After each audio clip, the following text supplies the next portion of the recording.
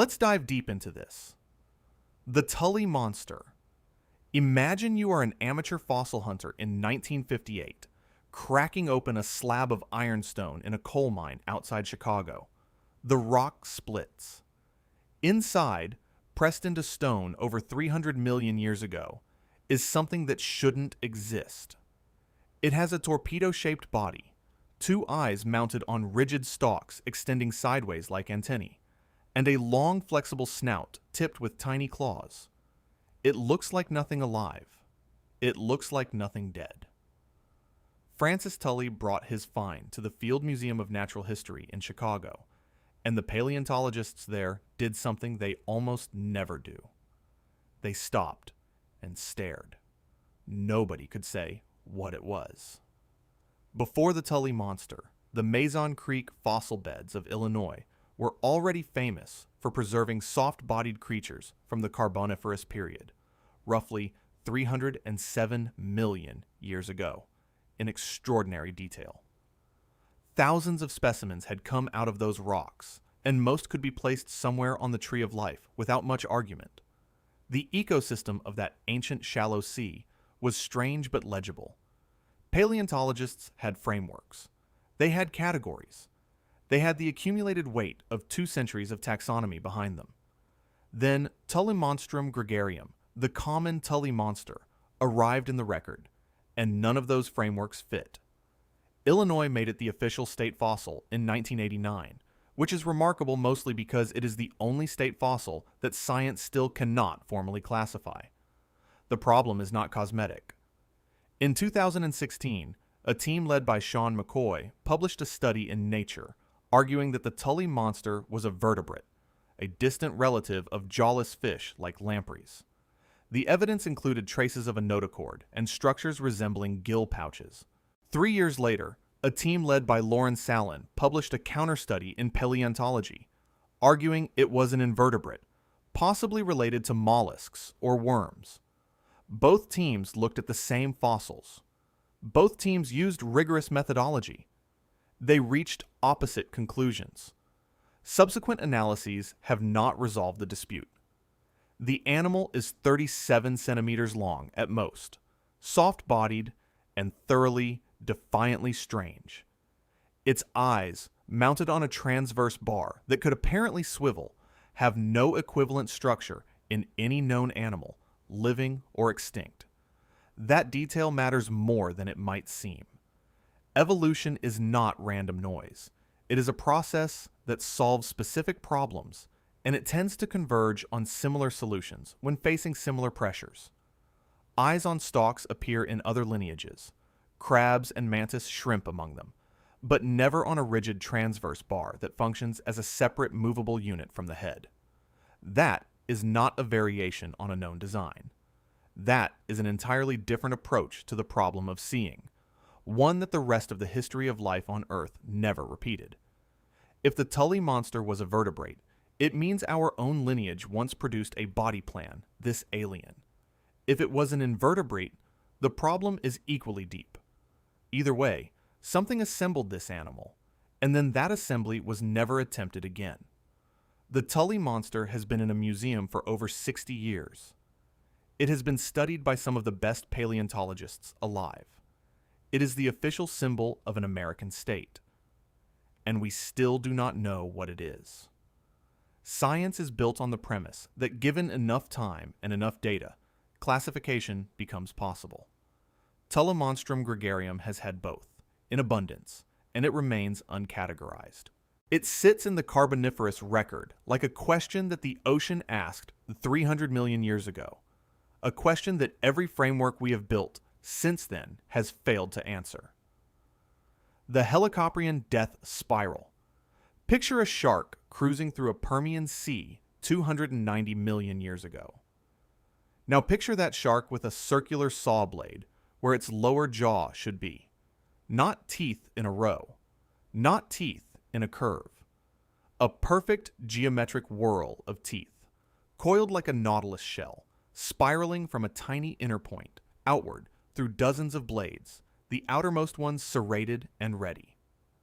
This is Helicoprion, from the Greek for spiral saw, And when the first fossil of it was pulled from the Ural Mountains of Russia in 1899 by the geologist Alexander Karpinski, it didn't look like a jaw at all.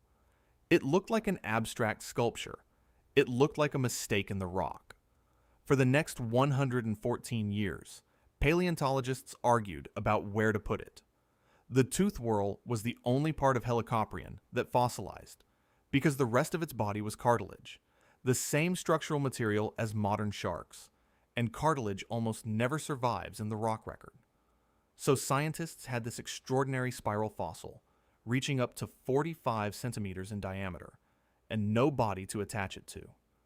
Early reconstructions placed it at the tip of the snout, like a rotating saw jutting forward. Others put it on the dorsal fin. Some placed it at the tail. Illustrations from the early 20th century made it look like a weapon mounted on the outside of the animal, which seemed logical because no one could imagine it functioning inside a living jaw. In 2013, a team led by Leif Tapanila used CT scanning technology to examine a specimen in which fragments of surrounding jaw cartilage had been preserved alongside the whorl. The scan was unambiguous. The spiral sat entirely within the lower jaw, nested inside the mouth, rotating inward as the jaw closed. When Helicoprion bit down, the whorl functioned like a conveyor belt, drawing prey inward and back with each rotation of the jaw. The outermost teeth made the initial cut. The inner teeth finished the work. It was not a weapon on the outside of the animal. It was a processing system on the inside. The correct reconstruction was stranger than any of the wrong ones. Helicoprion was not a true shark. It belonged to the Chimera lineage, the ghost sharks, a group more closely related to modern ratfish than to the sharks that eventually dominated the ocean. It survived for roughly 40 million years, crossing the boundary of the Permian-Triassic extinction event, the largest mass extinction in Earth's history, before finally disappearing. And the tooth whorl carried within it a biological record of the animal's entire existence. Unlike sharks, which shed teeth continuously, Helicoprion retained every tooth it ever grew. The innermost, smallest teeth in the spiral date to the animal's birth. The outermost blades were grown in the final months of its life. Every Helicoprion that ever lived carried its autobiography coiled inside its own jaw. No animal before or since has built a tooth system like this. The geometry is precise enough that mathematicians have written papers analyzing the logarithmic spiral of the whorl. The function, once understood, is elegant. But elegance does not explain uniqueness.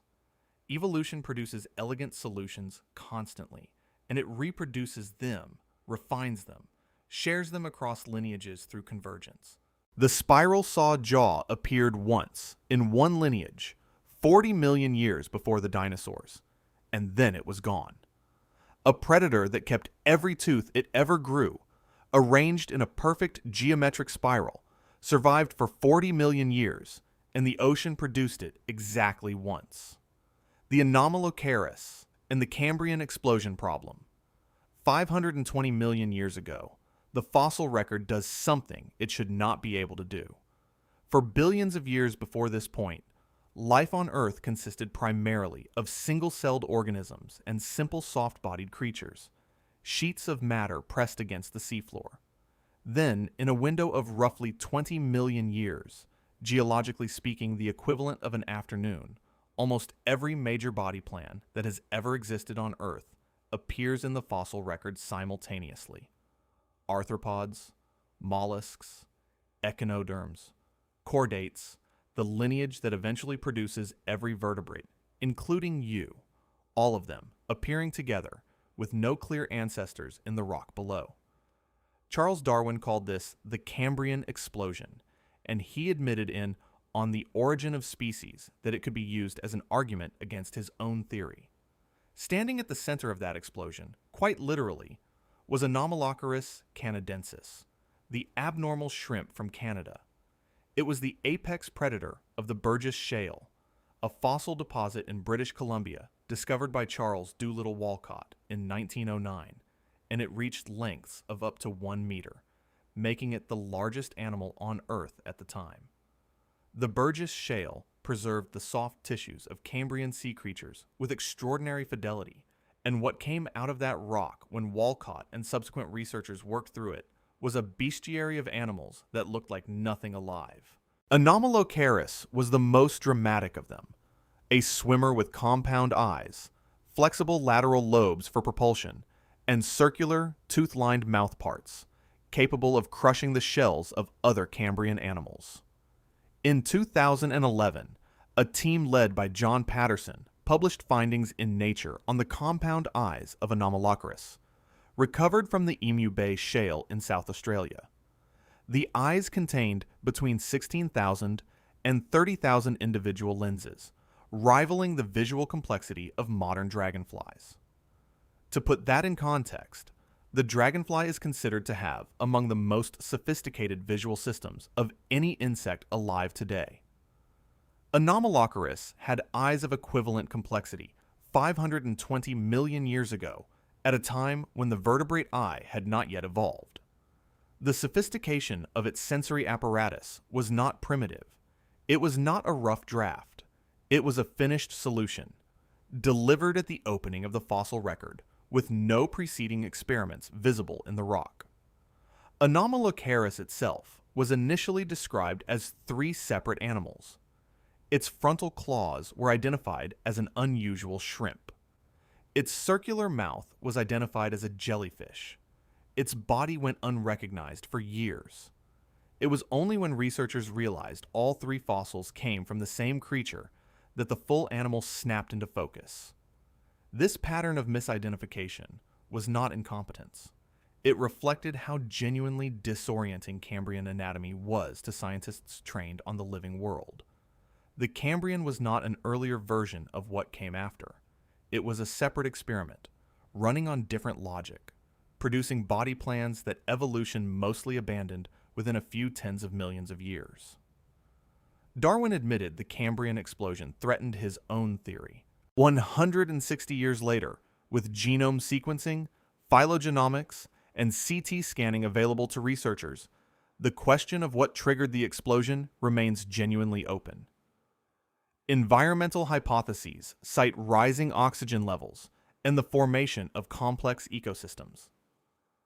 Genetic hypotheses point to the emergence of regulatory genes that unlocked new body plan possibilities. The honest answer is that no single explanation is accepted across the field. What we know is this: the ocean waited 4 billion years. Then in 20 million, it built everything. So, what exactly happened 520 million years ago? And why did it only have to happen once? Dunleosteus and the jaw that shouldn't work. 360 million years ago, in the late Devonian Sea, something opens its jaws in 1/50th of a second. The motion creates a pressure drop that sucks water and prey inward faster than the target can react. The jaws do not have teeth.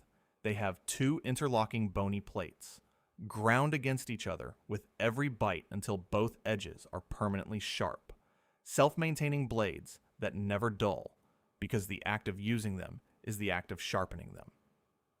The animal is Dunleosteus terrelli, named for David Dunkel, a curator at the Cleveland Museum of Natural History, and Joseph Terrell, the collector who brought specimens to scientific attention in 1956.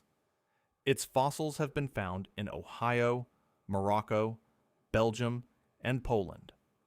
Whatever sea this animal preferred, it preferred a lot of it.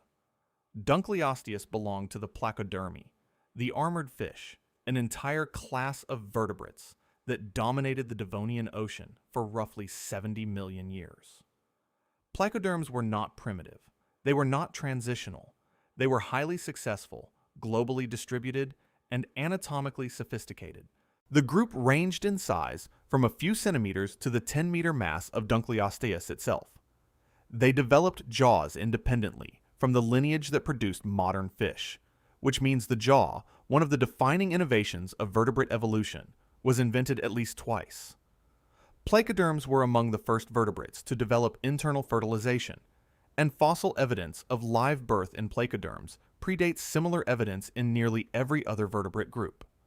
They were not a stepping stone, they were a destination. The jaw mechanics of Dunleosteus were analyzed in 2007 by Philip Anderson and Mark Westneat, published in Biology Letters. Their model of the cranial kinesis, the two-part mechanism in which both the upper skull and the lower jaw moved simultaneously, produced bite force estimates among the highest ever calculated for any fish. The rapid depression of the jaw created suction powerful enough to pull prey into the mouth before contact was made. The self-sharpening blade system meant the animal never experienced the problem of dull teeth, because its cutting edges were continuously renewed by the friction of the bite itself. It was, in engineering terms, a maintenance-free weapon.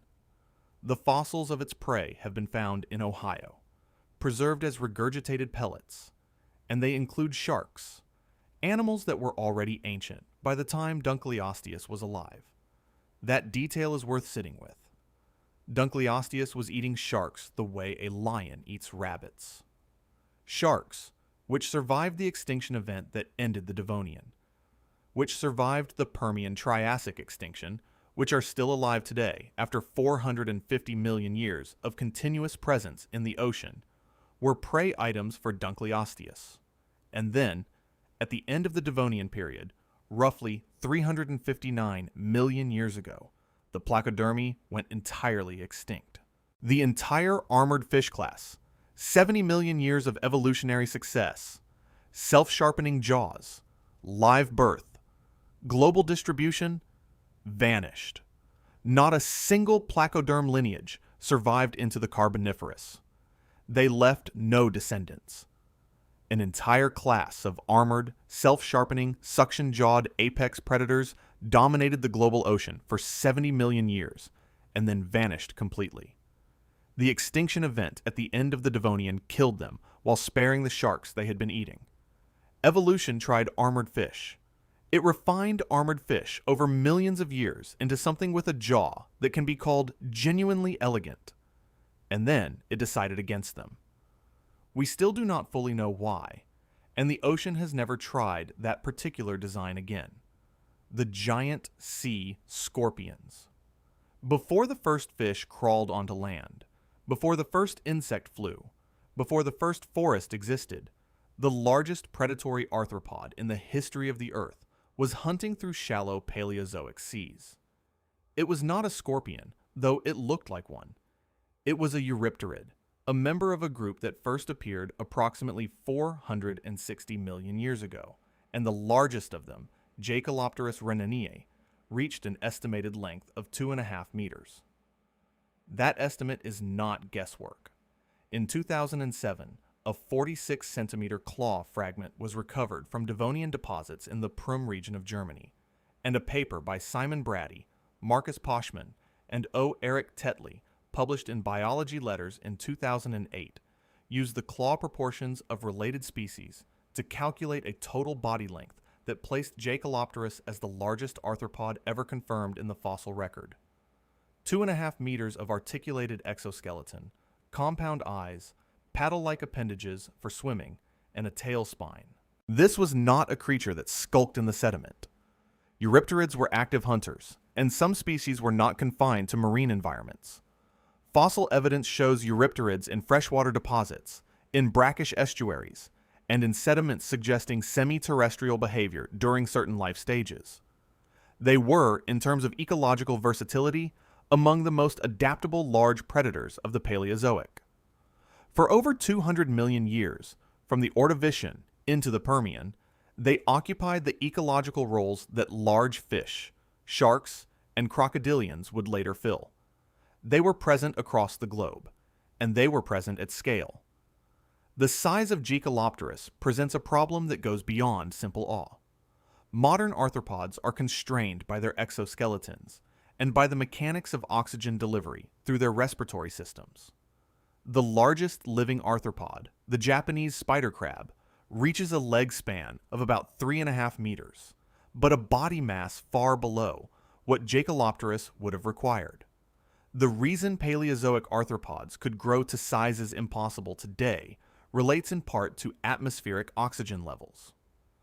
During periods of the Paleozoic, oxygen concentrations in Earth's atmosphere were significantly higher than the current 21%, enabling more efficient delivery of oxygen through the book-gill respiratory systems of large aquatic arthropods. The ocean of 400 million years ago was running on different atmospheric chemistry. The rules of what a body could become were different. The Eurypterids did not fade gradually. They were destroyed in the Permian-Triassic extinction event 252 million years ago, the largest mass extinction in Earth's history, which eliminated approximately 96% of marine species.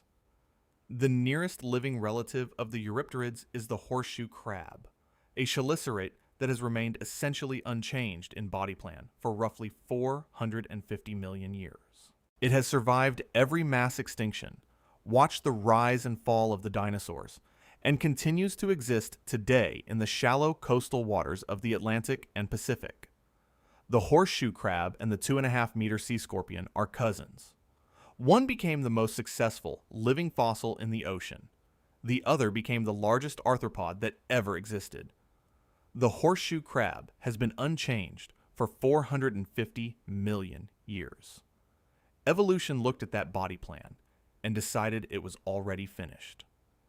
Its cousin, meanwhile, grew to the size of a crocodile, hunted actively through Paleozoic seas for 200 million years, and then disappeared forever.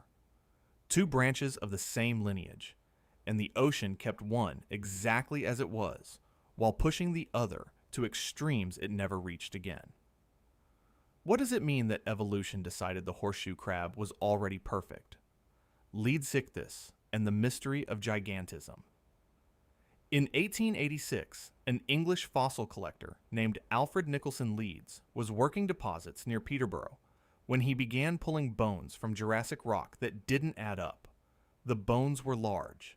Then they were larger. Then, as more material came out of the ground over subsequent years, they were larger still. The animal was eventually named Leedsichthys problematicus, Leeds fish, the problematic one, and the second word of that name was not chosen lightly. It was chosen because, from the moment of its discovery to the present day, scientists have been unable to agree on how large it actually was. Estimates over the past century and a half have ranged from 9 meters to 27 meters, making Leedsichthys either a very large fish or the largest bony fish that ever lived, with significant scientific consequence attached to the difference.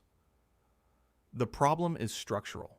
Leedsichthys, like many large marine animals, had a skeleton that was largely cartilaginous. Cartilage does not fossilize well. What survived in the rock were the bony gill rakers, fin supports, and some skeletal elements, but not the full frame of the animal. Every new bone fragment recovered revises the size estimate, because researchers are always working from partial evidence toward a whole that has never been fully seen. A 2013 reanalysis by Jeff Liston, using the most complete specimens then available, produced a best estimate of 14 to 16 meters, placing Leedsichthys in the size range of a modern whale shark. That is the current working figure. It is explicitly provisional. If a better specimen emerges tomorrow, the estimate changes tomorrow. Leedsichthys belonged to the Pachycormidae, an entirely extinct family of large bony fish with no living descendants. It was a filter feeder, swimming with its mouth open through Jurassic seas rich in plankton and small organisms, in the same way that modern whale sharks and basking sharks feed today. This is where the story becomes philosophically interesting. The whale shark and the basking shark are not closely related to each other, and are not related to Leedsichthys at all. The baleen whale, which filter feeds on a similar principle through a completely different mechanism, is a mammal. All three lineages independently converged on the same strategy: grow very large, open your mouth, and let the ocean fill it. The ocean keeps producing this solution in unrelated animals across hundreds of millions of years, as if the equation keeps coming up with the same answer. Leedsichthys went extinct at the Cretaceous-Paleogene boundary 66 million years ago, along with the non-avian dinosaurs and a significant fraction of all marine species. The Pachycormidae as a group survived for approximately 100 million years before that boundary ended them. In their absence, the filter-feeding niche was eventually reoccupied by the whale-shark lineage in the fish world and by the baleen whales in the mammal world, both arriving independently at body plans that echo what Leedsichthys had been doing since the Jurassic. The ocean does not abandon a successful strategy. It rebuilds it from whatever materials are available after each catastrophe. The name Leedsichthys problematicus was assigned in 1889, over 130 years ago. The word problematicus is taxonomically formal Latin, used in scientific nomenclature to acknowledge genuine confusion at the time of naming. It is one of the only animals in the fossil record that was formally named after the difficulty of understanding it. More than a century of new fossil finds, more refined analytical methods, and more complete specimens later, that name remains exactly accurate. The ocean built something so large that even its bones, scattered across England, France, Germany, and Chile, have defeated every attempt to measure it precisely. The Mosasaur and the ocean's true apex. In 1764, workers excavating a chalk mine near the Dutch city of Maastricht pulled a massive skull from the rock. It was reptilian in structure, enormous in scale, and completely unlike anything the workers or the local naturalists who examined it had ever seen. The skull passed through several hands over the following decades, becoming an object of scientific fascination and political consequence before a name was formally attached to it. When French revolutionary forces captured Maastricht in 1795, Napoleon's officers were given specific orders to seize the fossil as a prize of the Republic. Soldiers carried it out of the city. A prehistoric sea monster, dead for 66 million years, became a spoil of war. The genus Mosasaurus, from Mosa for the Meuse River and Sauros for lizard, was formally established by the English geologist William Conybeare in 1822. The Mosasaur had entered history. What made the Mosasaurs remarkable was not simply their size, though Mosasaurus hoffmanni reached estimated lengths of 13 to 17 meters.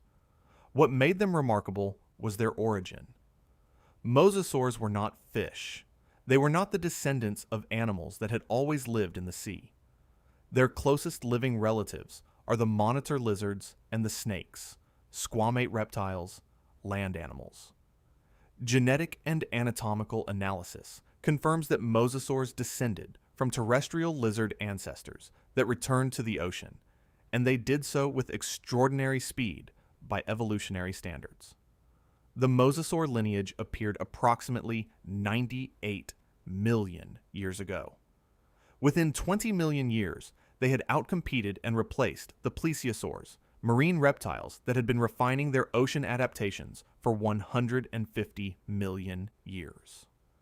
The mosasaurs took a land body and made it the ocean's apex predator faster than the plesiosaurs had managed in 150 million years of dedicated marine evolution. The anatomical consequences of that transition were sweeping. Mosasaurs developed double-hinged jaws, structurally similar to those of snakes, allowing them to consume prey whole. Their limbs transformed into paddle-like flippers. Oxygen isotope analysis, published in 2016, confirmed they were warm-blooded, a metabolic strategy that allowed them to remain active in colder water and at depth.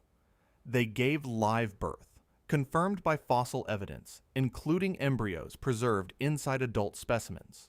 Tylosaurus specimens from the Niobrara Chalk Formation in what is now the state of Kansas reached lengths of approximately 14 meters, which is significant because Kansas in the late Cretaceous was not a landlocked plain.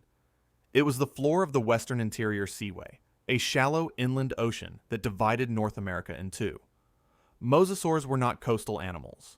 They were everywhere the ocean was, which at that point included the middle of the continent. Their extinction came 66 million years ago at the Cretaceous-Paleogene boundary. the same event that ended the non-avian dinosaurs. Unlike the plesiosaurs, which had a 150 million year run, the mosasaurs had only about 30 million years before the boundary ended them. But the achievement within those 30 million years was total. They went from land-adjacent lizard ancestors to the undisputed rulers of the global ocean in evolutionary time that, measured against the history of life, barely registers as a moment. The plesiosaurs, with all their specialized marine anatomy and their 150 million year head start, were replaced by something that had essentially just arrived. A land lizard re-entered the ocean and became its apex predator within 20 million years, outpacing animals with 150 million years of evolutionary head start.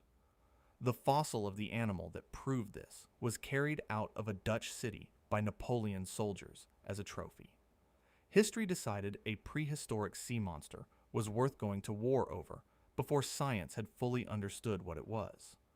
Looking at what the mosasaur accomplished in the time it had, that judgment seems less strange than it might otherwise appear. The Ichthyosaur that gave Liv birth, 250 million years ago, in the early Triassic Sea, a reptile is swimming through open water. It has a streamlined body, a crescent-shaped tail fluke, a dorsal fin rising from its back, and large dark eyes adapted for diving into low-light depths. If you saw it moving through the ocean today, you would call it a dolphin. You would be wrong by 200 million years and by every meaningful measure of biological classification.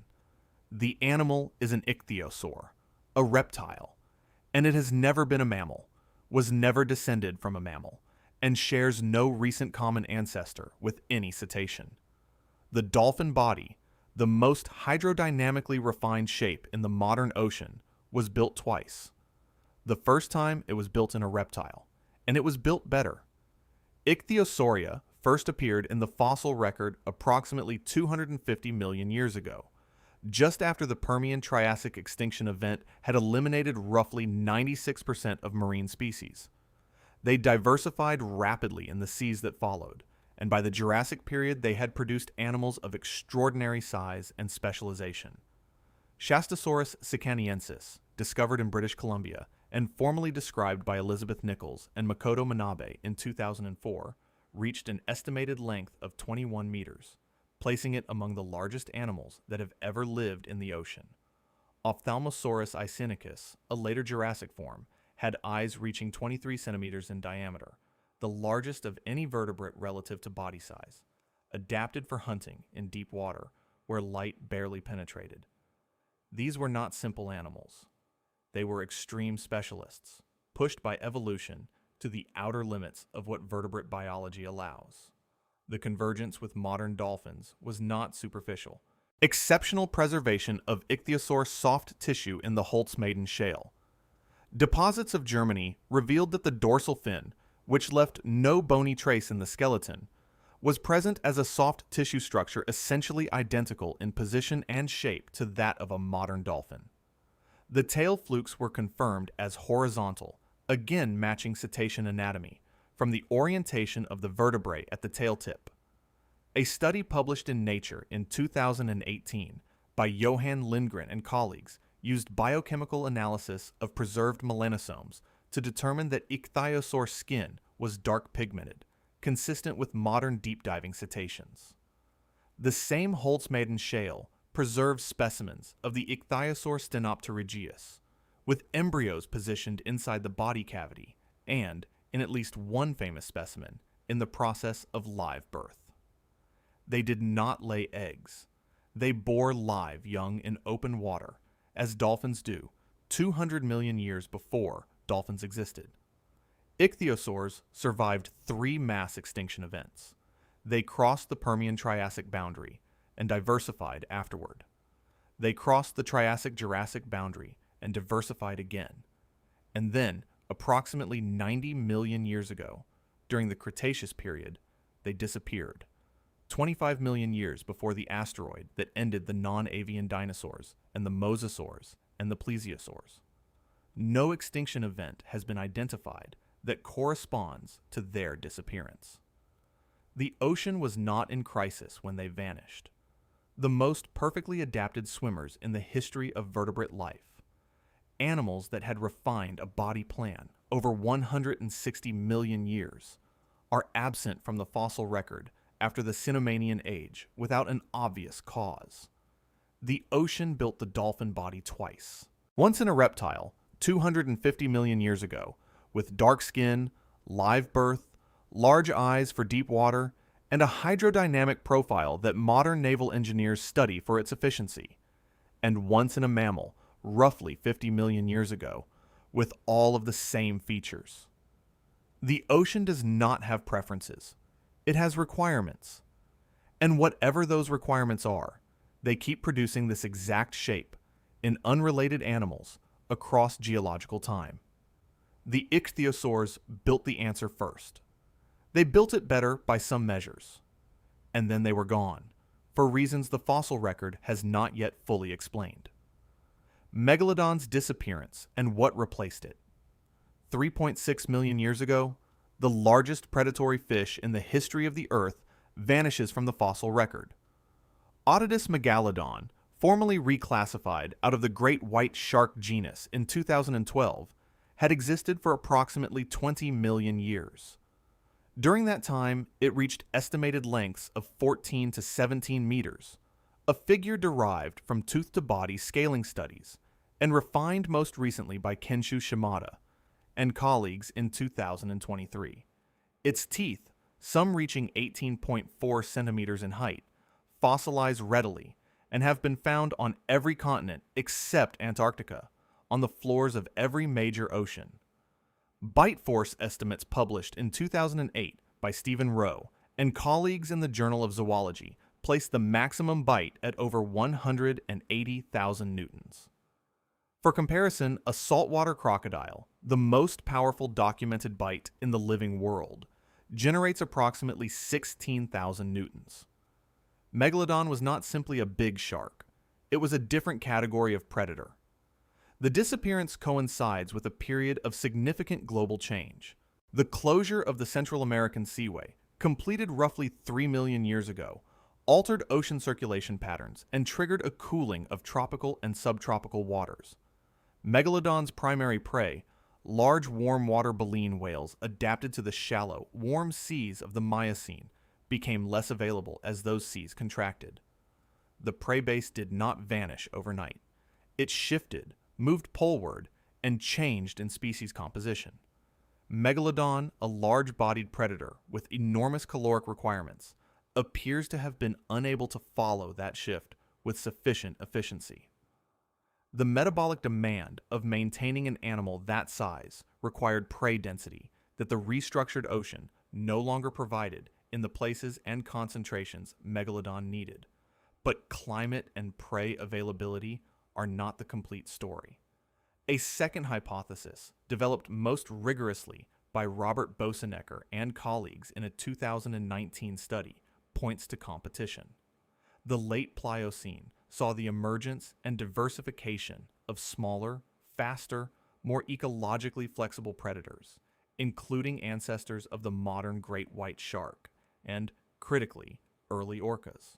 The orca hypothesis carries a particular weight because modern orcas actively hunt and kill great white sharks today, targeting the liver with coordinated precision. Documented cases off the coast of South Africa show orcas working in pairs to invert a great white, induce tonic immobility, and extract the liver through a precise incision. This is not instinct. It is learned behavior, shared within social groups, and transmitted across generations. If the ancestors of orcas were hunting Megalodon with coordinated pack strategy in the late Pliocene, the dynamic between the largest predatory fish and a smaller, intelligent, socially organized hunter takes on a different character. The fossil record provides one piece of evidence that cuts sharply. Megalodon teeth do not decay. They mineralize and persist in marine sediment for millions of years with high fidelity. The oldest confirmed Megalodon teeth date to approximately 23 million years ago. The youngest confirmed teeth are 3.6 million years old. There are no confirmed megalodon teeth from the last 3 million years, despite continuous accumulation of marine sediment and continuous collection of fossil material from ocean floors globally. If Megalodon existed after 3.6 million years ago, it was producing teeth, and those teeth should be findable. They have not been found. The largest predatory fish in Earth's history may have been driven to extinction not by climate alone, but by the emergence of intelligence in the ocean. A smaller animal operating in coordinated groups, sharing learned hunting techniques, may have outcompeted something 20 times its mass. If that is what happened 3.6 million years ago, the ocean was not becoming less dangerous when Megalodon vanished. It was becoming differently dangerous, and the shift from brute force to coordinated cognition as the ocean's dominant survival strategy was already underway long before anything like human intelligence appeared on land. Tiktaalik and the moment the sea let us go. In 2004, a team of paleontologists working on Ellesmere Island in the Canadian territory of Nunavut broke open Devonian rock and found a fish with a neck. Not a flexible neck, not a dramatic structure, but a functional joint between the head and the body that no fish before or since has possessed. The animal was approximately 375 million years old. It had fins, but those fins contained bones arranged in a pattern recognizable to any anatomy student. A proximal bone corresponding to the humerus, 2 bones below it corresponding to the ulna and radius, and smaller elements beyond. It could prop itself up. It could do something approaching a push-up. Neil Shubin, Edward Deichler, and Farish Jenkins Jr. published the discovery in Nature in April 2006 in 2 simultaneous papers. The Inuit elders of Nunavut gave it its name. Tiktaalik in Inuktitut means large freshwater fish. The name is modest for what the animal represents. Tiktaalik was predicted before it was found. That fact is worth emphasizing because predicted fossil discoveries are extraordinarily rare. Shubin's team reasoned backward from evolutionary theory. The transition from lobe-finned fish to limbed tetrapods had to have occurred somewhere in the late Devonian. The geological environment most likely to preserve a transitional animal of this type was freshwater or near-shore deposits of the correct age. They identified Ellesmere Island as a candidate location based on the age and type of its exposed rock, applied for permits, organized expeditions, and after 4 years of searching in one of the most remote and hostile environments on Earth, they found exactly what the theory predicted. The fossil record confirmed the equation. The animal was there because the reasoning said it had to be there, and it was there in the specific form the reasoning described.